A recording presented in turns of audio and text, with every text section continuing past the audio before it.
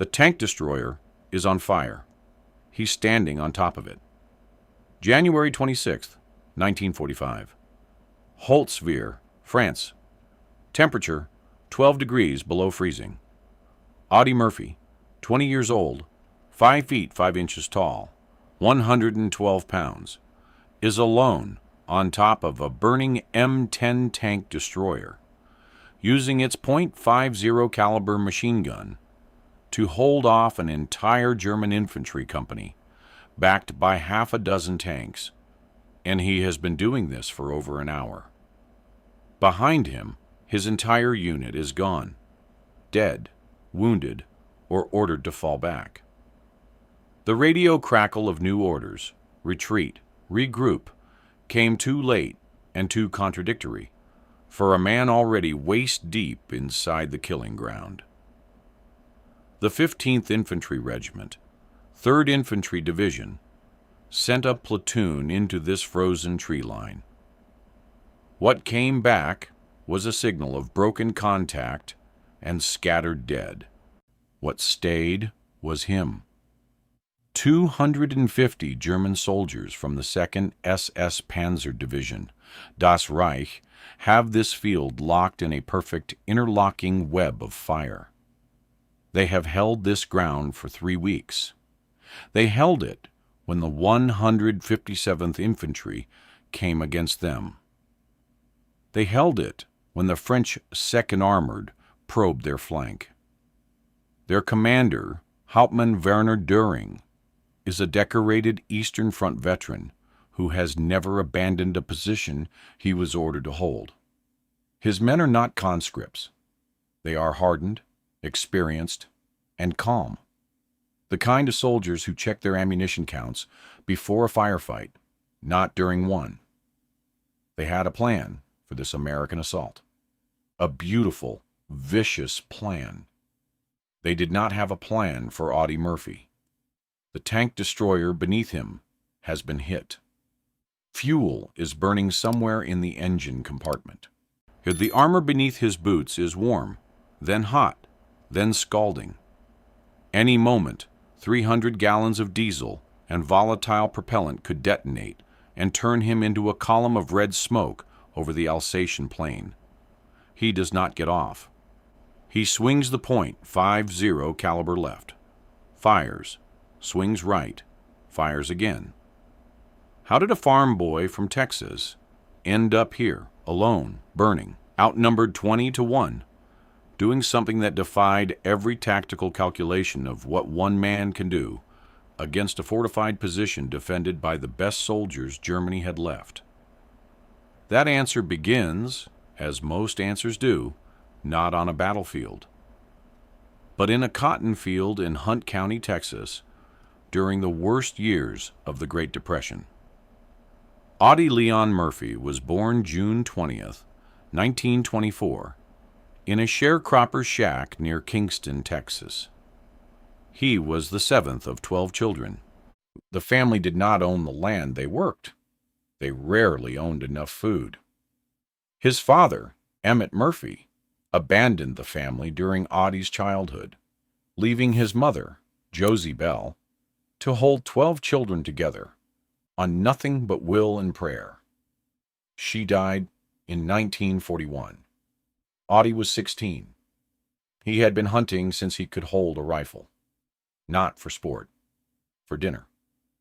By 12 years old, he could shoot a running rabbit from 40 yards with an iron-sighted .22. He did not think of this as skill. He thought of it as necessary. His hands did not shake when he fired, because shaking meant you missed, and missing meant someone in the family went hungry. When Pearl Harbor was attacked, he was 17 and tried to enlist in every branch of the military that would have him. The Marines rejected him. Too small, too light. Whereas the Airborne rejected him. Too small, too light. The Army finally took him in June of 1942. His drill sergeant looked at him and reportedly said, "Son, I'm going to make you into a killer or a corpse." His fellow soldiers in the 15th Infantry called him Baby at first. Not as a name, as a commentary. He looked like someone's younger brother who had wandered onto a military base. He was soft-faced, almost handsome, with blue eyes that seemed too young for the things they had already seen. The nickname changed. After North Africa, after Sicily, after Anzio, and the brutal grinding ascent up the boot of Italy. By the time the 3rd Infantry Division crossed into southern France in 1944, his platoon had a different word for him: unstoppable. They meant it as a compliment. Some of them meant it as a warning.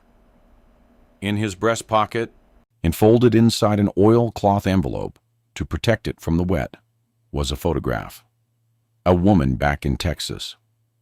A promise he had made in a letter he'd written and never sent, because sending it would make the promise real, and real promises could break. And he did not yet know if he was the kind of man who kept them. The letter was still there, unfolded, its ink blurring at the edges from his body heat, the night before the assault on Holtzwihr. He did not read it before the battle. He knew it was there. That was enough. This video gives you the story. But the Combat Blueprint, our free newsletter, gives you everything that doesn't fit in a video. Deeper details. Forgotten heroes. Free to join. 10 seconds to sign up. Link in the description. Now, back in the video. The objective was simple in its statement and catastrophic in its execution. Take the tree line south of Holtzwihr, break the German defensive line, and open the road to Colmar. The Colmar Pocket, a 850 square kilometer German salient in Alsace, France, was one of the last major Wehrmacht strongholds on the Western Front. Over 22,000 German soldiers were holding it. Supreme Allied Command needed it gone. The 15th Infantry Regiment was assigned a section of that assault. Lieutenant Murphy's platoon, part of B Company, was tasked with advancing through an open field approximately 300 meters wide, reaching the wood line and eliminating the fortified positions within. Before any of them stepped into that field, and they were told to understand what they were walking toward. The position in those woods was held by elements of the 2nd SS Panzer Division, Das Reich. These were not garrison troops or conscripts scraped together from the bottom of Germany's manpower pool. These were veterans of the Eastern Front, of France in 1940, of the brutal fighting retreat from the Soviet Union. They had been fighting continuously since 1941. They knew exactly how to build a defensive position in frozen terrain, interlocking fields of fire, pre-registered artillery targets, carefully concealed MG-42 nests positioned to create crossing fire lanes that turned the open field into a killing ground. The week before Murphy's company attempted this assault, a reconnaissance in force by elements of the 157th Infantry had probed the same tree line, and they took 30% casualties in 11 minutes and pulled back. The German position did not shift an inch. G2, Army Intelligence, assessed the enemy's strength at roughly 60 to 80 infantry, possibly 1 or 2 supporting tanks. They assessed the flanking route, a shallow drainage ditch running diagonally across the field, as passable and partially sheltered from fire. The assessment was catastrophically wrong. The morning of January 26th, the platoon moved out at 0700. They were 12 men. Within the first 200 meters, The Germans opened up with something that did not sound like 60 to 80 soldiers firing. It sounded like 150. The drainage ditch, the safe route, had been pre-sighted with an MG-42 the previous night. The moment the first men dropped into it for cover, our tracers tore through at ankle height. 2 men were hit before Murphy's voice cut across the radio frequency. "Get out of the ditch! Get out of the ditch! Get out!" But the field itself was no safer. 6 German Panzer IV tanks had moved into the tree line overnight, doubling what intelligence had said was there, and they opened fire with their 75mm main guns and coaxial machine guns simultaneously. The open ground became a storm of earth and metal. That was when the radio crackled with the one thing nobody needed. New orders. Retreat. The assault was suspended. A flanking movement had failed on the regimental right, and command was pulling back to consolidate. All units fall back to the line of departure. Acknowledge. Murphy acknowledged. He watched his platoon begin to pull back through the smoke and noise. Some of them made it. Some of them didn't. He was already 2/3 of the way across the field, using the burning husk of a half-track for cover, when the last man from his platoon disappeared back into the distance. The order said retreat. He was too deep in to safely retreat. The open ground behind him was still being swept by tank fire.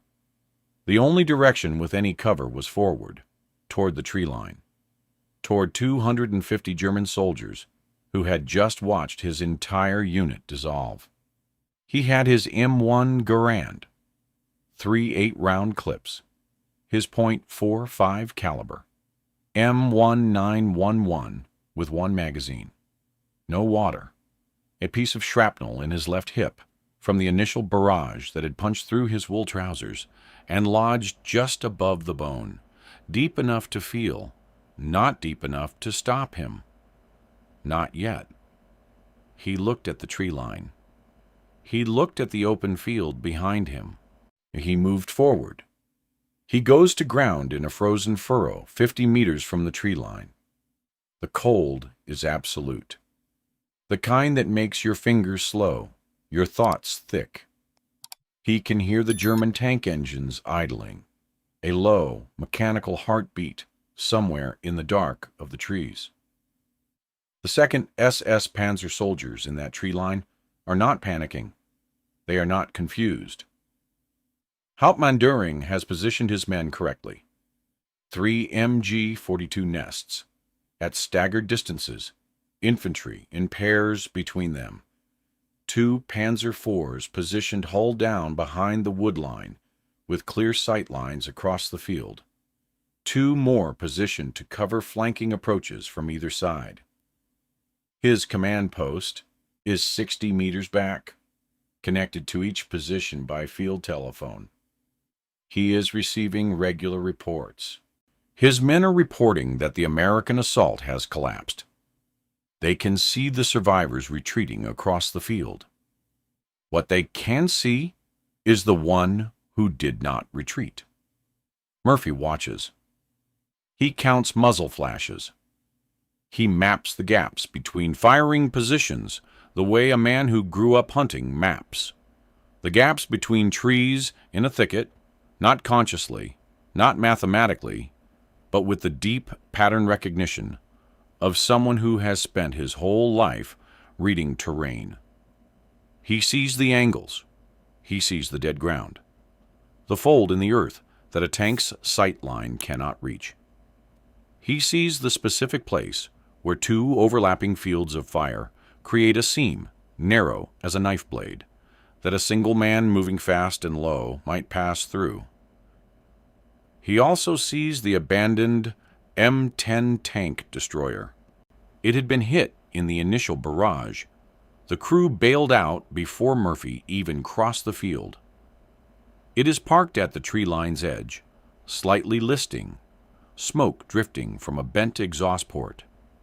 Its .50 caliber machine gun is still mounted, still functional. He begins to move toward the seam. That is when they spring the trap. The flanking position was hidden in a depression 30 meters to his right, invisible from the field, invisible from the tree line, covered with cut branches and frozen mud. 5 German soldiers in a concealed fighting position with a Panzerschreck rocket launcher and 2 Karabiner 98K rifles. Doering had placed them there specifically for this. Anyone who survived the open field and tried to reach the tree line from the angle Murphy is now using would walk directly into their line of fire. Murphy does not walk into it. He steps into it. The Panzerschreck fires at a range of 20 meters. At 20 meters, a Panzerschreck does not miss. It misses. The rocket detonates 2 feet to Murphy's left, throwing him sideways into the frozen earth so hard he bites through his lip. The concussive overpressure pops both his eardrums and fills the world with a sound like ringing bells. Dirt and frost rain down on him. He is on his back, looking up at a gray French sky, and the German soldiers in the depression are already reloading, and the rifles are swinging toward him, and he has exactly 3 seconds before they fire again. He doesn't roll away. He rolls toward them. The instinct is wrong by every measure of training and logic. You do not charge an ambush position alone with a semi-automatic rifle. You suppress and withdraw. You call for support. You do the rational thing. Murphy charges. He comes off the ground firing. 3 rounds, 2 hits. He is inside their minimum engagement range before the reload completes, and the fighting position becomes a chaos of close-range fire and scrambling bodies. He kills 2. The remaining 3 break from the depression and run toward the tree line. He lets them run. He needs them to run. What he does in the next 90 seconds will make no tactical sense until you understand what he has already seen, that no one else on that battlefield could see yet. He reaches the M10. He climbs up onto the hull. The 3 German soldiers who fled the ambush depression are running back to their lines, screaming in German. What they are screaming is, "Einer, nur einer, ein einziger Mann." One, only one, a single man. And in Hauptmann Döring's command post, the field telephone rings. One of his senior NCOs, Feldwebel Klaus Brandt, a 12-year veteran who survived the siege of Leningrad and 2 full years on the Eastern Front, answers it. He listens. He listens again. He asks the man on the other end to repeat himself. Then he says, "That's impossible." Brandt steps out of the command post. He looks at the field. He tries to count the Americans out there. He cannot. He can hear fire coming from multiple directions. He can see muzzle flashes from angles that shouldn't have muzzle flashes. His mind tries to build a picture of a coordinated American assault, squads moving, fire, and maneuver, a platoon using overlapping advances, because that is the only explanation for what he is hearing. He does not have the right picture. There is only one American. Murphy is on top of the tank destroyer, and the .50 caliber is talking. The M2 Browning .50 caliber machine gun fires at a rate of 450 to 600 rounds per minute. Its effective range against infantry in the open exceeds 1,800 meters. At 50 meters, the distance between the tank destroyer and the nearest German position, it does not wound. It unmakes. Murphy traverses it left. Holds traverses right. He can see exactly where the MG-42 nests are because he mapped them from the furrow. He is firing into the gaps between the trees at specific spots, not spraying, hunting. Microscene 1. A German MG-42 team tries to reposition to get a shot at him. They move fast and low. Murphy doesn't track the movement. He tracks where they are going, the one piece of covered ground they can reach in the next 10 seconds. And he puts rounds there before they arrive. They never finish the repositioning. Microscene 2. A Panzer IV begins to back further into the trees to find a firing angle on the tank destroyer. Its movement reveals its position to Murphy, and he hoses the exposed infantry walking behind it for cover. The infantry scatters. The tank commander, suddenly exposed and confused about where American anti-tank weapons might be positioned, halts the tank and closes his hatch. Microscene 3. He hears a sound that cuts through everything else. Not fire, not metal, crying. It comes from the eastern edge of the tree line. Not the German positions. Something behind them. He sweeps the .50 right and sees them. Two figures, small, running in the gap between the trees. An old man, a girl, maybe 8 years old, wearing a red wool coat, clutching something to her chest. They are running directly through the crossfire, directly through the space between the German positions and the burning tank destroyer, probably driven out of a cellar somewhere in the woods by the noise and the cold and fear. Murphy stops firing. The German positions go silent for a second. They hear it too. Nobody fires at civilians. Not even Das Reich. Not here. Not with witnesses potentially present. Not with a ceasefire of combat chaos that neither side entirely controls. Murphy has 30 seconds, maybe less, before the firefight resumes, and those two figures are caught in it. He drops off the tank destroyer. He moves toward them. Not fast, deliberately, and keeping his body between them and the nearest German position. His hands out, saying something in the broken French he picked up moving through Provence. Venez avec moi. Venez avec moi maintenant.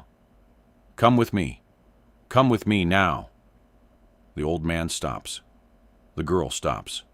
She is holding a rosary. Her face is gray with cold and terror. This costs Murphy 3 minutes.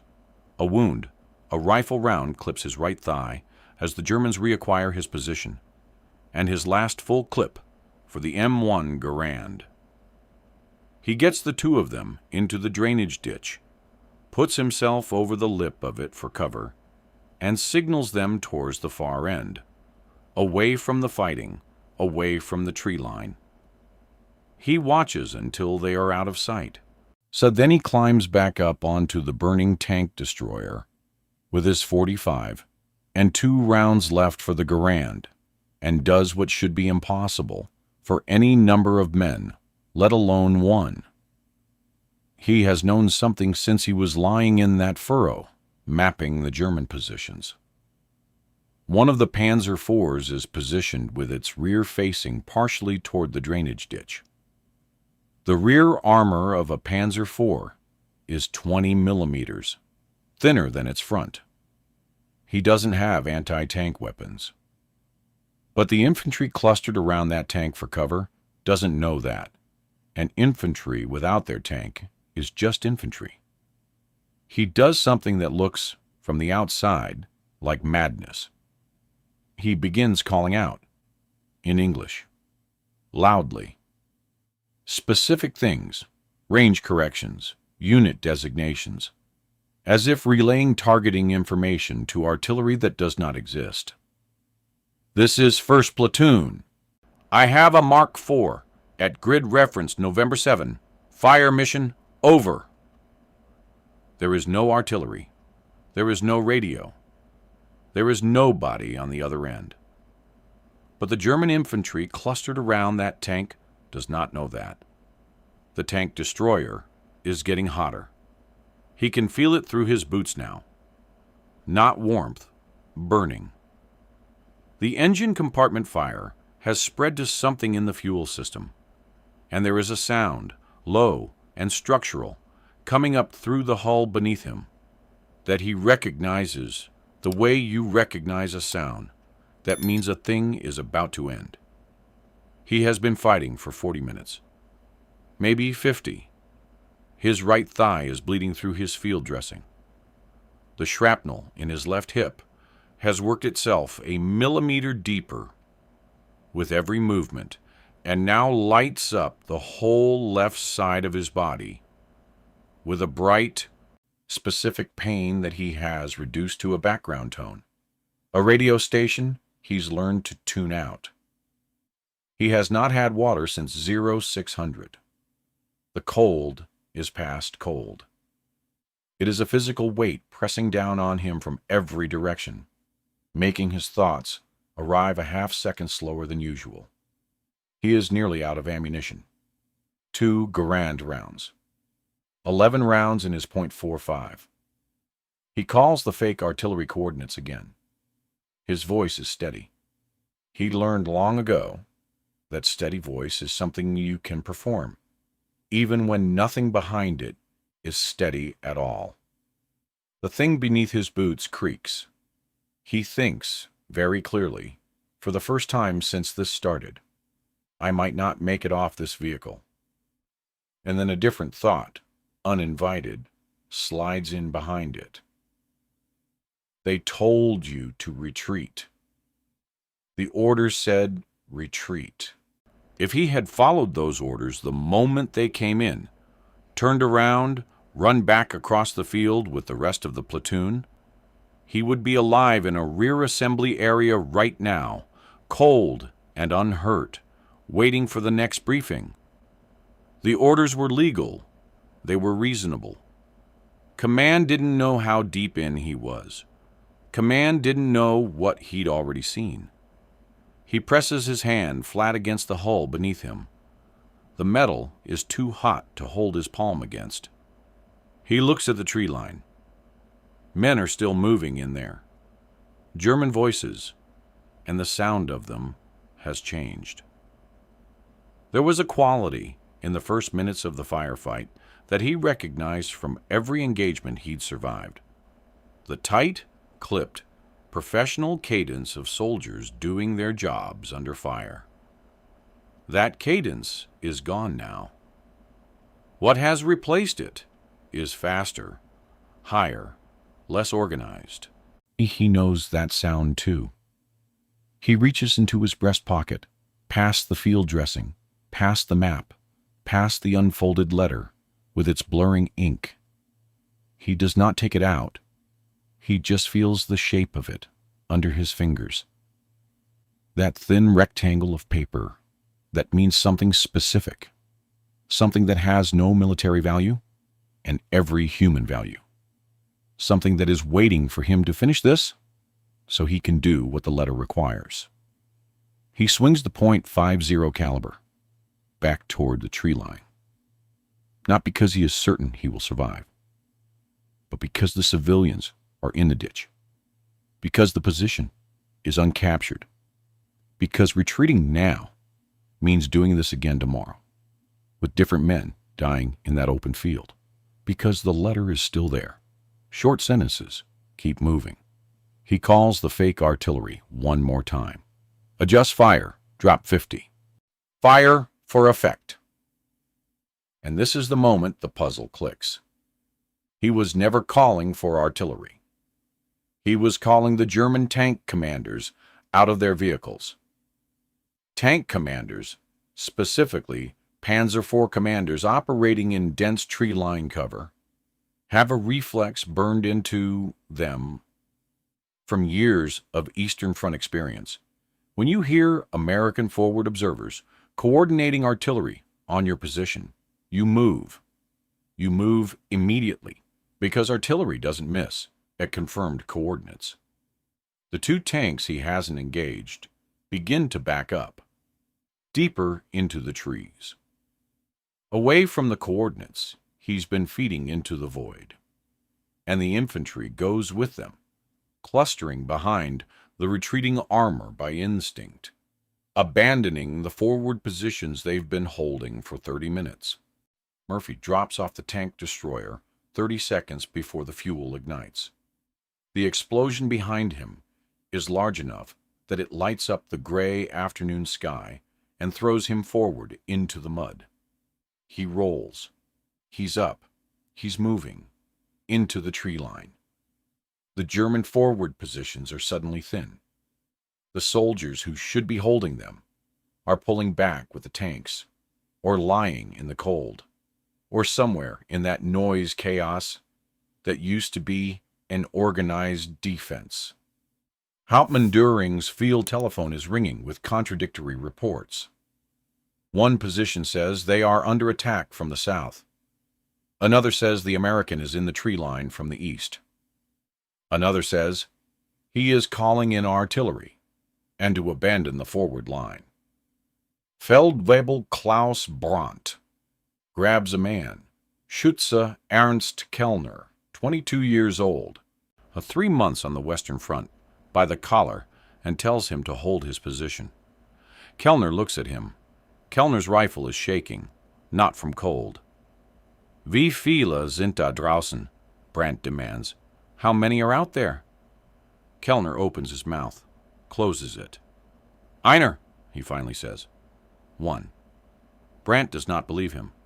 He steps into the forward position himself and looks out through the trees and sees one man, moving between tree trunks, firing, dropping, firing again. Halt! Feuer! Feuer auf ihn! Shoot! Fire at him. 3 rifles come up. 2 of them fire. 1 of them doesn't. The one that doesn't belongs to a man who has decided, in the space of half a second, in the deep animal part of the brain that precedes language, that he doesn't want to be the thing this American is looking for. When he looks toward the sound of a rifle firing, Murphy moves, fired, drops, moved again. 30 meters, 20, 10. The 2 remaining MG-42 nests, without their overlapping partner positions, without tank support, without infantry to cover their flanks, are suddenly isolated positions.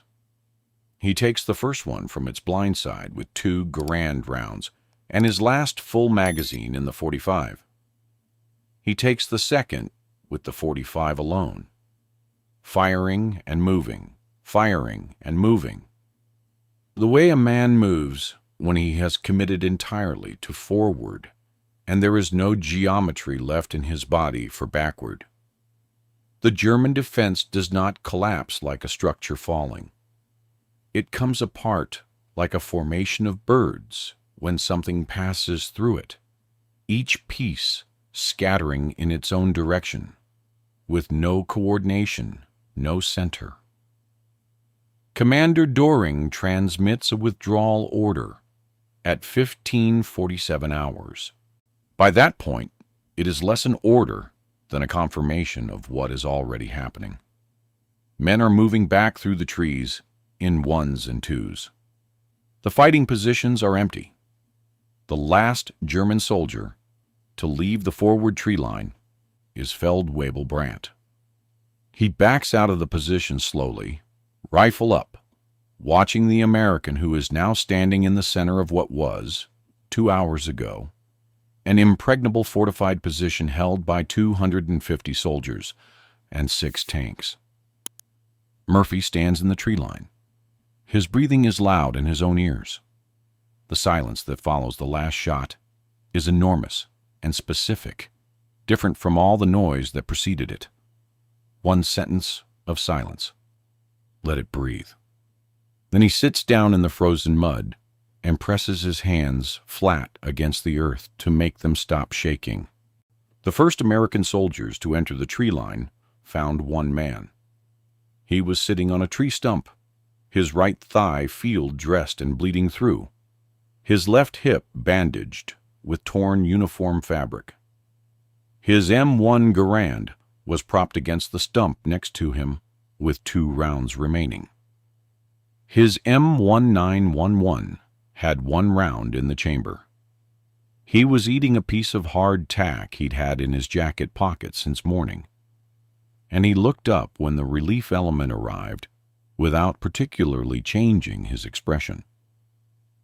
The 3rd Infantry Division after-action report for January 26, 1945, documents the following in the captured German position: approximately 50 German casualties, dead or severely wounded, within the forward tree line and the open field.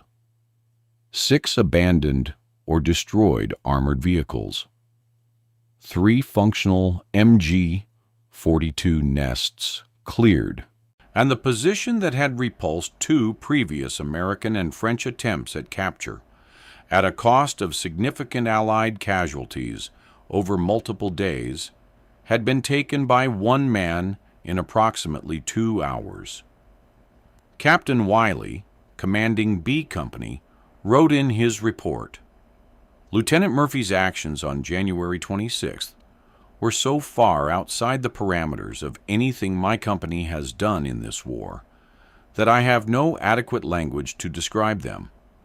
I will simply state the numbers and let them speak." Now hear what the other side said.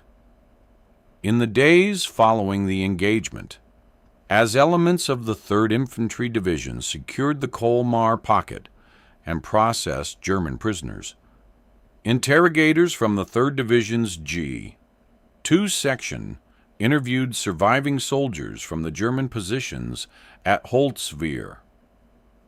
What they heard was consistent across multiple separate interrogations. An interrogator asked a captured German corporal, one of the men who had been in the forward tree line, how many Americans had assaulted their position. The corporal, who had 3 years of combat experience, said, 1. The interrogator wrote in his notes, "Subject appeared uncertain, possibly suffering shock or confusion. Repeated question." The corporal said it again. 1 American. He described the assault in precise detail that matched Murphy's actual movements exactly. The fake artillery calls, the flanking movements, the M10, the .50 caliber. The interrogator crossed out his notation about shock and confusion. Feldwebel Brandt was captured 3 days later near Colmar. His interrogation transcript, declassified and preserved in the National Archives, is specific and remarkable. When asked to describe what he observed during the engagement, Brandt stated that his initial assessment was that the Americans had sent a reinforced platoon using a new infiltration tactic. It was only when the firing stopped and he counted his dead that he understood. 1 man moved through that position the way a trained soldier moves through his own barracks, Brandt said through the interpreter, without hesitation, without confusion, as if he had already been there before. He was asked what the soldiers in his unit called the American they had faced. Brandt was quiet for a moment. Then he said, "Der einsame Teufel," the lone devil. The name came from a specific thing they had witnessed. The moment Murphy refused to leave the tank destroyer, even after it caught fire. It was Kellner, the young soldier whose rifle didn't fire, who first used the phrase, "Der einsame Teufel," because a man who will stand on a burning vehicle and keep fighting is not fighting from training or tactics or even courage. He is fighting from something they did not have a military word for. Brandt added, "When I left the tree line, I looked back. He was sitting in the mud. He looked very young and very tired. I was not afraid of him anymore. But I thought, this is the kind of man you do not defeat by shooting at him. This is the kind of man you defeat only by making him want to stop. And apparently, there was something that prevented anyone from doing that. When the 3rd Infantry Division's Medical Corps processed Murphy that evening, our Cajun French corporal named Bertrand, who had been hiding in a root cellar 40 meters from the fighting, came forward voluntarily to give a statement. He described watching Murphy pull an old man and a young girl named Sylvie, 8 years old, from the village of Holtzwihr out of the crossfire while the battle was still active. He described Murphy placing his own body between the 2 civilians and the nearest German position. The wound to Murphy's right thigh occurred during this action. Bertrand said, "He was bleeding. He knew he was bleeding. He put her behind him anyway." On October 1st, 1945, President Harry S. Truman presented Audie Murphy with the Medal of Honor. The official citation reads, in part, Second Lieutenant Murphy commanded Company B, which was attacked by 6 tanks and waves of infantry. Lieutenant, our Murphy ordered his men to withdraw to prepared positions in a woods, while he remained forward at his command post and continued to give fire directions to the artillery by telephone. Behind him, to his right, one of our tank destroyers received a direct hit and began to burn. Its crew withdrew to the woods. Lieutenant Murphy climbed on the burning tank destroyer, which was in danger of blowing up at any moment, and employed its .50 caliber machine gun against the enemy. He was alone and exposed to German fire from 3 sides, but his deadly fire killed dozens of Germans and caused their infantry attack to waver. The enemy tanks, losing infantry support, began to fall back. For an hour, the Germans tried every available weapon to eliminate Lieutenant Murphy, but he continued to hold his position and wiped out a squad which was trying to creep up undetected on his right flank. Germans who were not killed fled in disorder. Displaying outstanding courage, resourcefulness, and leadership while exposed to overwhelming superior enemy forces, Lieutenant Murphy inflicted casualties estimated at 50 killed, turned back an enemy assault, and enabled his company to counterattack and capture Holtzwihr. He became the most decorated American combat soldier of the entire Second World War. He received 33 decorations, including the Medal of Honor, 2 Silver Stars, the Legion of Merit, 2 Bronze Stars with Valor, and 3 Purple Hearts. The French government awarded him the Croix de Guerre with Palm and the Legion of Honor. He came home at 20 years old. He came home to a country that called him a hero and a face that looked exactly like what it was, a boy who had been in a war. He struggled with what we now call post-traumatic stress disorder. He slept with a pistol under his pillow for years, had nightmares, could not close his eyes in a dark room without what was waiting there. He spoke about the war rarely, and when he did, he spoke about the men he lost. Not the decorations, the men. He never read what Feldwebel Brandt said about him. Not in his lifetime. The interrogation transcript sat in the National Archives for decades before historians began pulling it apart. But the letter in his breast pocket, the one he'd written and never sent, he finished it when he got home. He sent it. The woman it was addressed to said yes. He kept the promise. German generals said American soldiers were too soft to fight. They said this in 1942, after Tunisia, when green American troops broke under fire, and the Wehrmacht generals watching it happen allowed themselves a private satisfaction. These men have no fighting spirit. They have comfort and machines, and none of the hardness war requires. Field Marshal Erwin Rommel wrote about it. General Fritz Bayerlein spoke about it. The consensus in German officer circles in the first years of the American entry into the war was that they were facing an army that could be equipped better than any in history, but could not be made into the kind of soldier that the Eastern Front produced.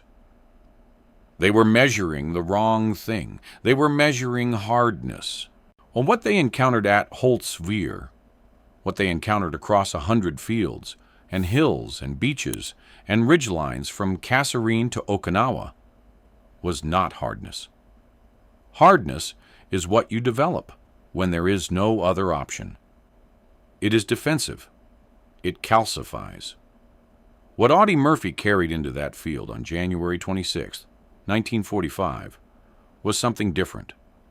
It was the product of cotton fields in a Texas depression, and 10 dead men he refused to leave unavenged, and a photograph in a breast pocket and 12 people he'd watched go hungry, and the simple, irrational, completely American conviction that the thing in front of you is the thing you finish, regardless of what the orders say, regardless of what the odds calculate, regardless of what the burning metal beneath your boots is trying to tell you.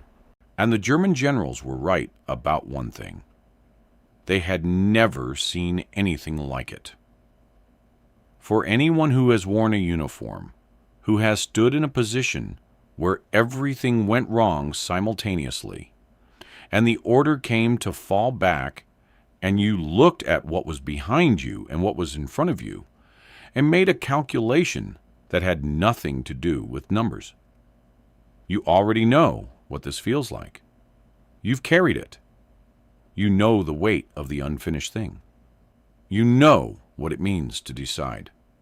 For everyone else, he was a child of the Depression who lost his mother at 16, who was rejected by 2 branches of the military for being too small, or who was given wrong intelligence and contradictory orders, and an ambush, and 2 civilian lives, and a burning vehicle, and a force 20 times his size, and who measured all of that against a folded piece of paper in his breast pocket and found the math simple. He made it home. He kept the promise. The letter found its answer. What the enemy said about him, der einsame Teufel, the lone devil, they said without being asked. They said it with no reason to flatter, and every reason to minimize what one American soldier had done to 250 of their best men. They had no other word for him. Audie Murphy died in a plane crash in Virginia on May 28, 1971. He was 46 years old. He is buried at Arlington National Cemetery, where his grave is the second most visited site after President Kennedy's. His headstone does not list his 33 decorations. It lists his name, his rank, and his dates. That is all a headstone needs when the grave is his. If this story moved you, share it with someone who needs to hear it today. Subscribe so you never miss these forgotten stories of extraordinary American courage. Who should we tell next? Drop their name in the comments. This video gives you the story. But the Combat Blueprint, our free newsletter, gives you everything that doesn't fit in a video. Deeper details, forgotten heroes, full tactical breakdowns, stories that'll hit you harder than this one. Free to join. 10 seconds to sign up. Link in the description. First issue is already waiting for you.